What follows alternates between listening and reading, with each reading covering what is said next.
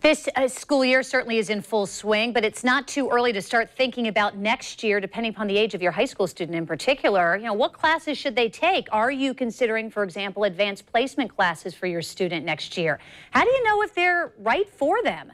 Joining me now is John Williamson. He is Vice President of AP at the College Board. Mr. Williamson, thanks for joining us. Do appreciate this morning. This is such a difficult decision because particularly juniors, as an example, they know that they need to have good grades and they have to weigh the decision as whether or not colleges are going to look just at their grades, or how important is it that they take the AP classes and they might not do as well in those classes as they would a regular class. Jen, that's exactly right. Students who take AP have real benefits, and those real benefits is are what students and parents should really be thinking about. Students who take AP courses learn core academic skills that really enable them to be successful their first year in college.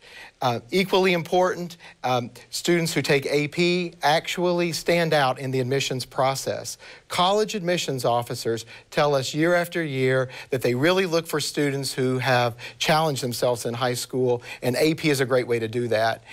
And third, for parents and students, the benefits of AP hit the pocketbook, because those students who take AP courses and earn qualifying scores on those exams at the end of the year can save thousands of dollars in college tuition. So it really, taking AP in high school gives you that AP advantage when you go to college. It's interesting, too, because the passing grade, correct me if I'm wrong, I'm remembering because I took some AP courses in high school, is 3.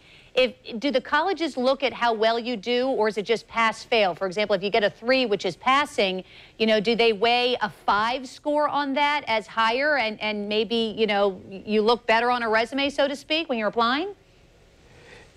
Well, what we've seen is that colleges and employers actually value the skills that you learn in AP. And while there are 5 different AP grades that a student could get, 5, 4, 3, 2, 1, colleges actually give credit in most cases for students who earn 3 or better. So the benefit of taking AP is both in the credit that you earn, the skills that you develop that will help you be successful in college and career. Then who determines whether or not a student should take an AP class? Jen, there are over 38 different AP courses that students can select from. Everything from studio art to computer to science to biology to English, courses nearly for everyone. And so what we always encourage is that students have conversations with their teacher.